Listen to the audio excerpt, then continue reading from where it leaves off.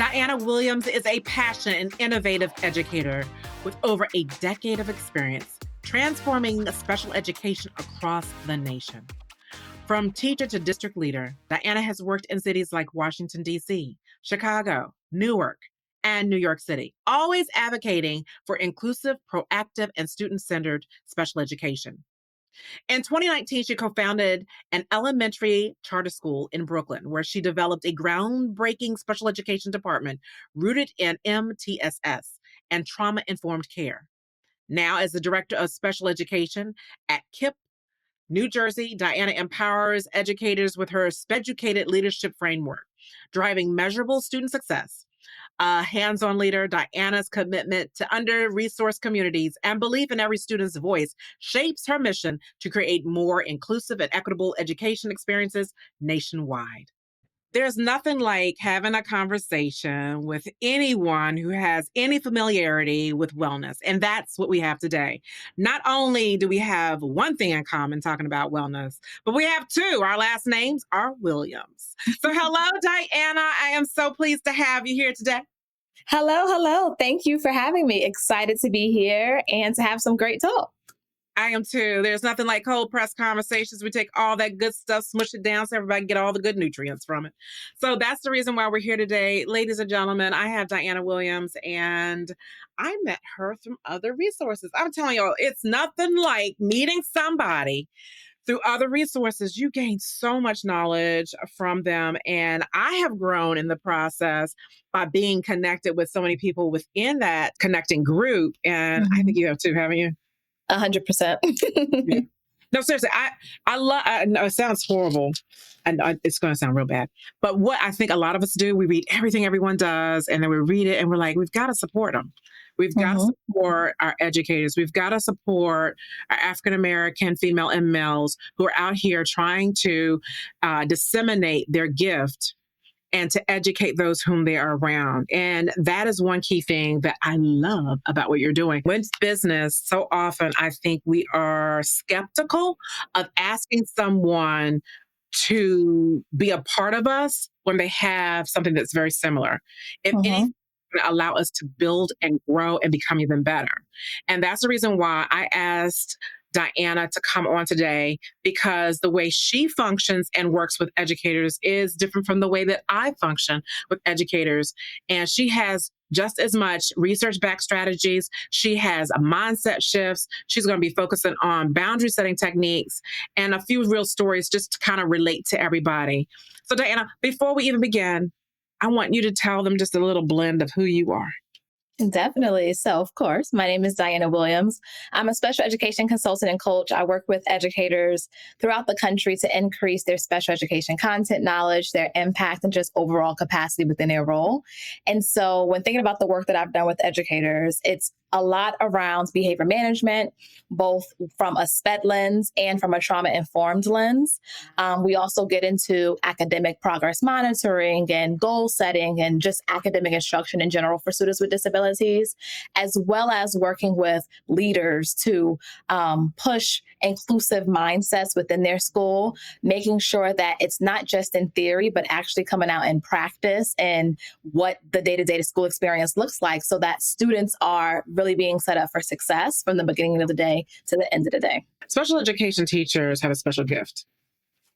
And one thing I did take pride in is to learning as much about as special education. And I'm glad I did, because we did have an emergency where I ended up being the SPED teacher, which can sometimes happen. And they have central office come in to be the SPED administrator. So I ended up looking at the actual IEPs, writing them, doing all that, because that's what a principal sometimes has to do. Yep. On a positive note, it allowed me to become a stronger person to help the students in which I was serving.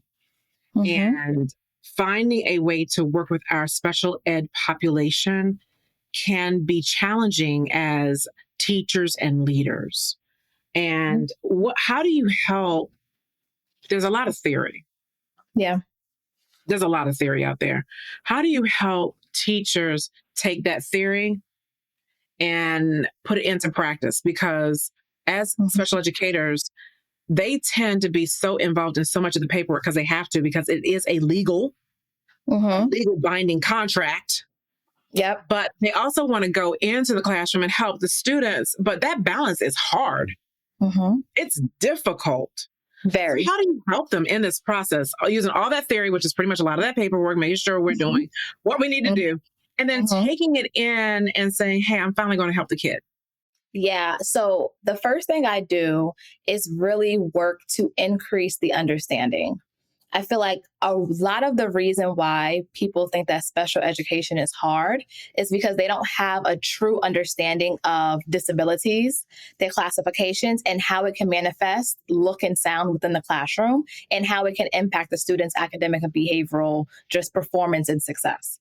And so a lot of the work that I do is teaching folks how to understand disabilities, right? Unpacking it, understanding like this is what it means in this definition, I guess, according to the medical terms. But then when they come into the school building, these are things that then it's going to affect their learning in the classroom. And so in understanding that better, I can anticipate some of the challenges that a student might have in order to be proactive in the ways in which I set them up for success. So I think about something as simple as providing environmental accommodations or modifications, right? How can we lessen the lighting if we know that a student might become overstimulated? How are we managing and self-regulating our own emotions and feelings when we know that a student is coming from a trauma-filled home or coming from a home where maybe their medications is inconsistent or they just need love and care and they might come in to school on 10. How do I receive it as an adult to manage them and myself so that way we don't all lose our minds by force? Oh, yeah. There's nothing like a child who comes off that bus and they are at 150%. And everyone else is coming in and they have that calm. They're walking in the door. They're greeting the other teachers. They're giving people high fives. And that young man or young female may get off that bus and literally run to the classroom, circle the classroom, because that's their way of greeting and their way of acclimating themselves to the school environment. It's not starting, at the bus stop. It started at the home, It started there. And it's funny because even today I had a conversation with the school about a student who has ADHD and autism, I want to say the student had. And the student has been struggling with just a lot of excess energy, specifically because there's a lot of changes happening at home. Parents are splitting. And they said there's a considerable difference on when the student receives his ADHD medicine versus when he doesn't. And mom also has some medical things going on. And so I told them, okay, so we know that this is the case. How can we kind of approach this from an A and B day point of view? In the same way that we have alternative schedules for testing, how can we know that if today's a B day for him, meaning he did not have his medicine, or maybe mom is back into the hospital, how does his day look different? So that way he is having more breaks. Maybe he has more check-ins with the social worker or from his preferred adult in the building.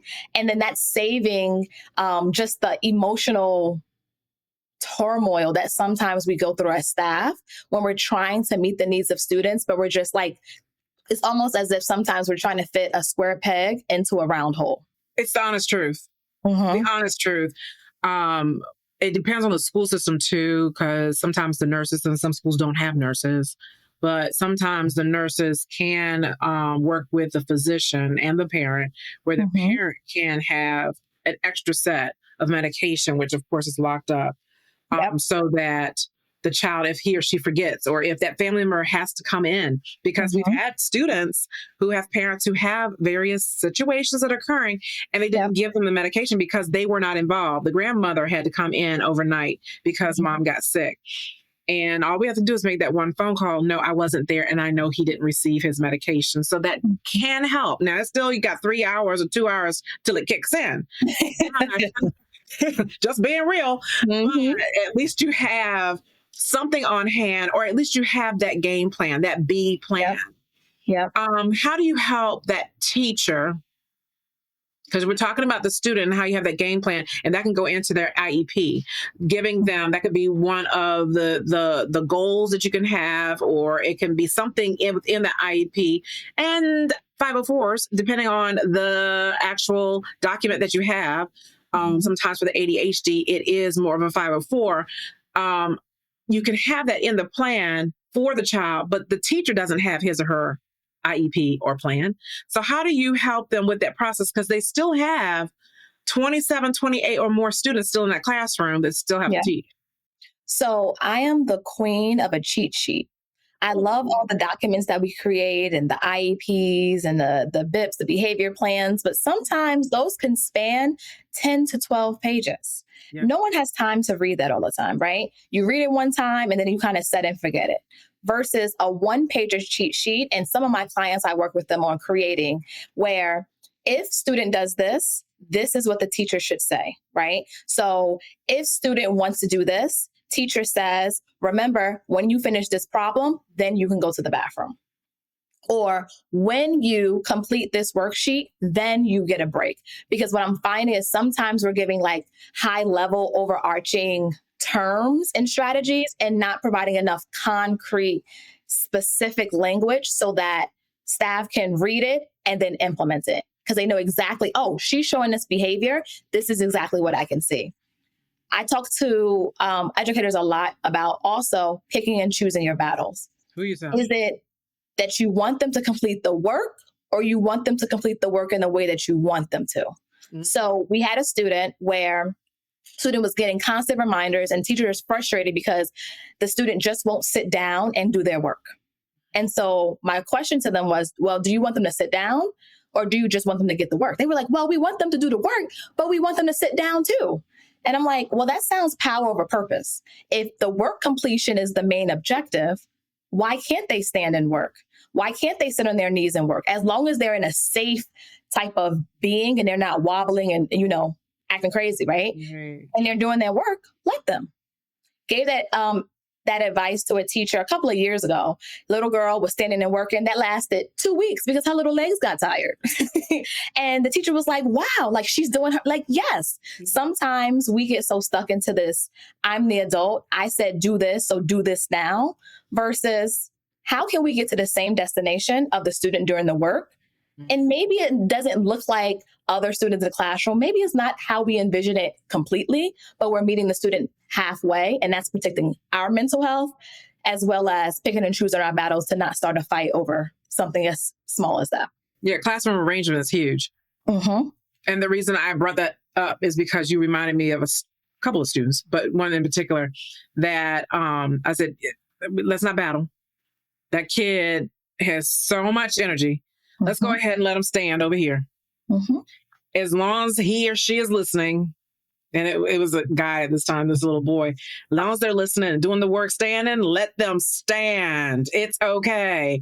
And the kid was fine, standing the whole time, writing, answering questions, doing everything. The chair was still available. It was just to the side because we made sure the range was appropriate. And yes, we still had 20 some odd kids in there, but you just modify your classroom. It's okay. And then you can actually get that work done. And it can work for that student. You just have to put some other parameters in that just because you're standing doesn't mean that you can automatically just say, I'm going to the bathroom or I'm going to do this or go to the back of the room to go to get my lunch pail because I decided I'm going to eat my apple today. Not good all that. Oh, I'm going to get my apple because I'm standing there. Mm-hmm. No, but it gives them that outlet. And I'm so glad you brought that up because choosing that battle is imperative as a leader in the classroom. So do you find any of the teachers exhausted by the end of the day? Now I'm talking about the general education teacher, and then we'll come back to the special educator teacher, because the general education teacher sometimes has to do a double duty because the SPED teacher is in that meeting. Mm-hmm. Mm-hmm. Are only in there at certain times. Yeah. By the end of the day, everyone is tired. Teachers, leaders, everyone is tired. And what I tell them often is we're teachers, right? We're just, the work is not, but do we, at the end of the day, do we want to be tired, frustrated, and like completely spent? Or do we want to feel tired, but feel accomplished because we worked the behavior plans with fidelity? We tried our best to meet the needs of students and didn't ignore them because they're a little outlier, a little different from some of our other students. So it reminds me of a saying that me and my friends say often, is like, choose your hard, because it's going to be hard regardless. So you just got to figure out which type of hard you're willing to put up with. And sometimes the hard is giving the constant check-ins with the student that needs a lot of reminders and keeping them on task. Yes, it is annoying. Yes, it is an extra lift. However, is that the hard you're going to choose? Or are you going to rather them tantrum or walk out or curse you out or something because you said something to set them off? I'm so glad you brought that up. I really, really am. And you're giving a lot of concrete examples so that these strategies that other teachers who have those challenges understand they do not have to be rigid, as you have stated to me earlier, and not being reactive. Because a special education student can allow that special education teacher or that general education teacher become extremely reactive because of what's occurring, because they're not only considering themselves, the safety of themselves, but also the other 20 plus students that are in the classroom, and still making sure that student who is having their reaction is safe. Yeah. Quick question. How can you help with protecting that energy without disengaging the student, like that energy without disengaging the students? And the way I say that, I'm talking about the other students in the classroom. One thing that I find sometimes is that when students are off task or showing certain behaviors, it bothers us as adults more than it bothers other kids. And so my bread and butter, my love is in lower elementary school. And so sometimes I would say, hey, one of our friends is not making a good choice, but I want to see who can ignore the distractions and is going to stay engaged in this lesson.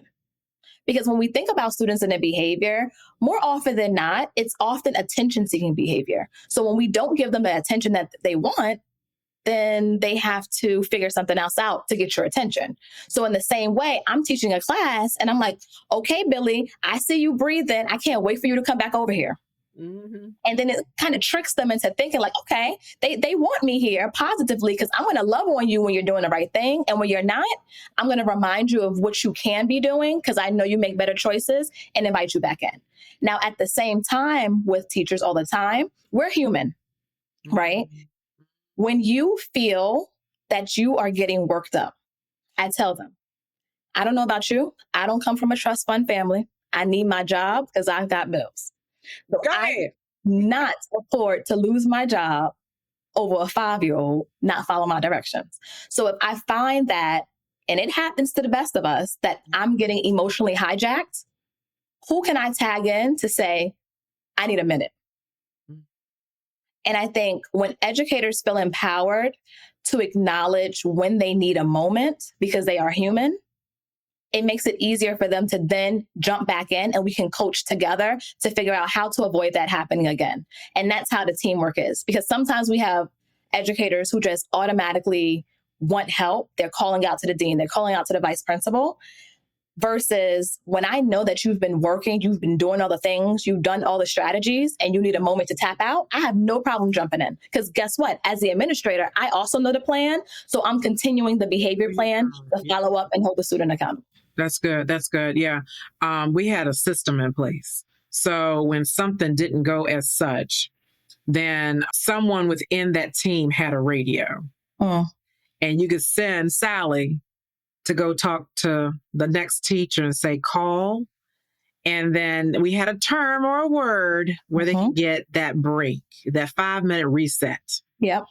And then if I couldn't make it, then I had a reading specialist. If a reading specialist couldn't make it, then I would put the counselor in. We had a plan in place. And don't get me wrong, sometimes we all ended up being occupied and we had to make some other arrangements, but we still had a plan for that too. And so I'm so glad that you brought that to the table. It's hard to believe, but we have actually come close to the very end. What is one nugget gem, gift that you would like to give to the special educated teacher or a special educator who is a director as they work with others? What is one special gem or a gift that you would like to give to them? If you are a director, I'm trying to be concise. I hear you. So, Okay. build through the work. I've gained the trust of my team and the people that I coach when I'm able to say the thing and then jump in and do the thing. The amount of times I've gone to schools with kids that I don't even know, and I've seen them have a moment and I jump in and demonstrate what I'm talking about. And they're like, what? I'm like, yeah, now let's do this. It's easier when folks have seen you in it, they're buying into you, and they know that at the end of the amount of times that I've been on the floor getting bit by kids and all the things to show that I'm in it with my team, it has made it so much better and has helped even with the hard days and with staff retention. Love it. I love it. Yeah, that happens, y'all. Sometimes a bite, kick, all kinds of stuff being thrown, staples, all the good stuff, staplers and chairs and computers. But thank you so, so much. You have given a wealth of information today. And I sincerely hope that whoever is a special educator, special education leader, such as a director, principal, or even the general education teacher, they can take heed to some of the practices that you have stated today with some of the strategies that are there. And do you mind just telling them how they can get in touch with you? Definitely. You can follow me on Instagram at the Speducated Leader. That's the SPEDUCATED Leader. You can also find me at thespeducatedleader.com, where you'll see some of our offerings and also some videos of catching us in action. And then also you can connect with me on LinkedIn, Diana Williams. Well, Ms. Diana, thank you so much for your time. This has been wonderful. Thank you once again for joining us on Cold Press Conversations. May you continue to be well and work with your cognitive abilities just as much as all of us are today.